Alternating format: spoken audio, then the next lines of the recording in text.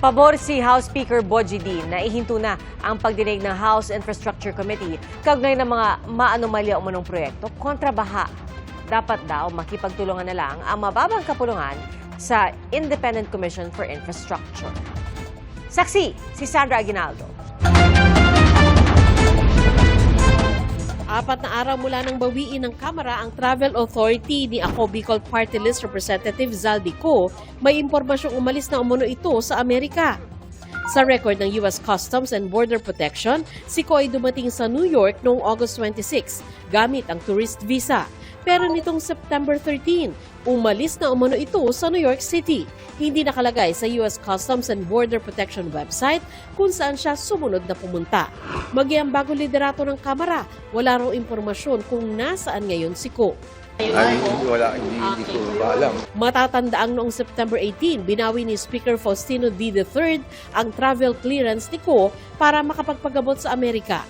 Binigyan siya ng 10 calendar days para bumalik sa bansa kung hindi maaari siyang maharap sa disciplinary at legal actions.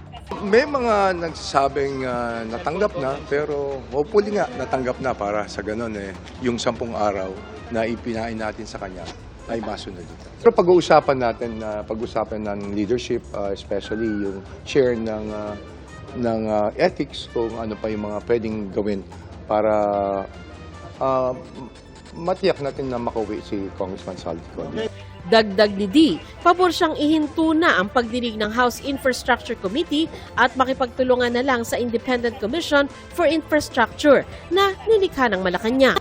Kung ako lamang ang masusunod, yung Infracom, kailangan lahat na ng report at kung ano nangyari dun sa Infracom, kailangan i-submit na namin sa ICI. Total, hindi naman pinaniniwalaan ng ating karamihan ng ating mga kababayan kung anong nangyayari dito sa Infracom nito. Nag-convene naman sa unang pagkakataon ang Budget Amendments Review Subcommittee ng Kamara.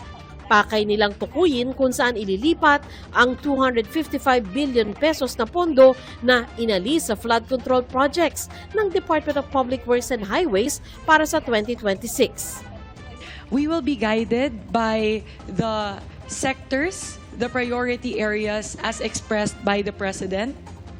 Yung menu po na inilatag ng ating Pangulo, we will of course take into consideration during today's deliberations the need to prioritize education, health, agriculture, labor, and other sectors that pertain to human capital development.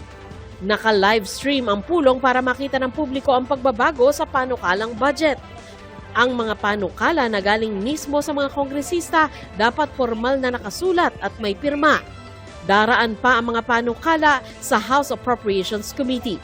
May mga apektado naman sa pagkawala ng flood control projects dahil may mga lugar din naman daw na tunay na nangangailangan nito. Isa sa umaaray, ang 1st District of La Union. Sana po i-reconsider nila kasi may mga lugar po talaga na kinakailangan po yung flood control. Just like in my case, may island barangays din po kami. Kaugnay naman sa panawagang i-release ng mga mambabatas ang Statement of Assets, Liability and Net Worth o SALE nila para masuri ng publiko, sinabi ng Speaker na pabor siya rito. Sa tingin ko naman, sa ngayon, kailangan talaga maging makita nila ang ating mga miyembro at hindi lang dito sa miyembro ng ating mababang kapuluan, dito sa Kongreso, ay lahat dapat talagang makita at maging bukas ang SALE ng bawat isa. Para sa ganun talagang ipakita natin sa ating mga kababayan at may manumbalik ang pagtitiwala sa atin. Kung kakailangan ipakita ang aking SALE, why not? Para sa GMA Integrated News, Sandra Aguinaldo, ang inyong saksi. Nagmisulang ilog ang bahagi ng Espanya Boulevard sa Maynila kasunod ng malakas na pag-ulan ngayong gabi. May mga napilitang maglakad at lumusong sa baha. At ganyan din po ang sitwasyon ng bahagi ng Jose Abad Santos Avenue pasado alas 8 ngayong gabi. Gutter deep naman ang baha sa ilang bahagi ng Quezon City, kabilang nasa Anonas, Viluna at Maginhawa.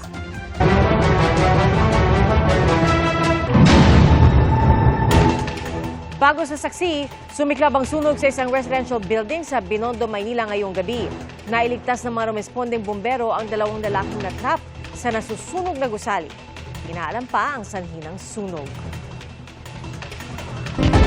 Natagpuan na ang mga bangkay ng 8 individual na nawala noong September 14 matapos maanod ng Talomo River sa Davao City.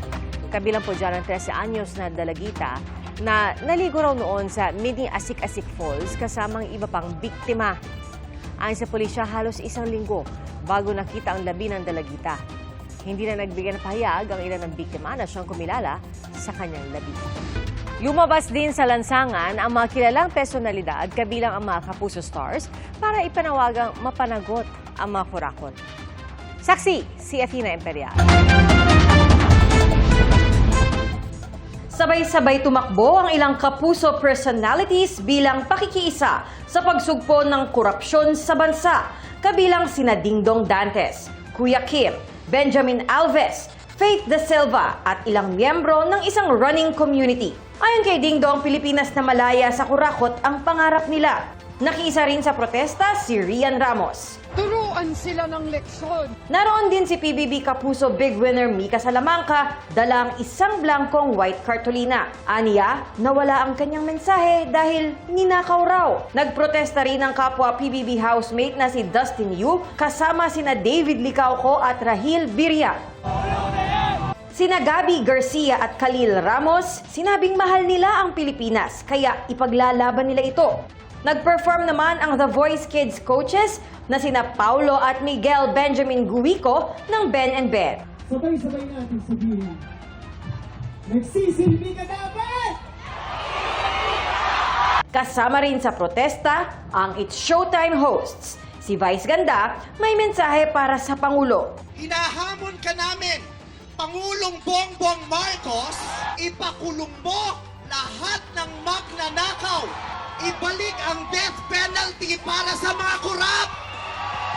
Para patayin ang mga magnanakaw. Si Cardinal Pablo Virgilio David nagpasalamat sa suporta ni Vice Ganda sa paglaban sa katiwalian. Pero hindi anya sagot ang death penalty dahil ang mahihirap ang kadalasang nasesentensyahan habang nakakatakas ang mga mayayaman.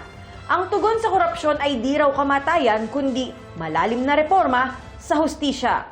Tayo ang naghahangad ng tunay at malalimang pagbabago pero sa mapayapang paraan. Mga kapatid, hindi po ito politika. Isa itong moral na paninindigan. Para sa GMA Integrated News, ako si Athena Imperial, ang inyong saksi. Salamat po sa inyong pagsaksi.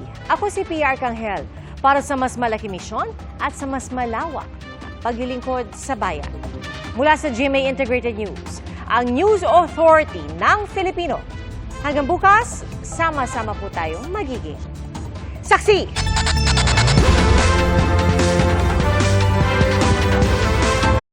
Mga kapuso, maging una sa saksi. Mag-subscribe sa GMA Integrated News sa YouTube para sa iba't ibang balita.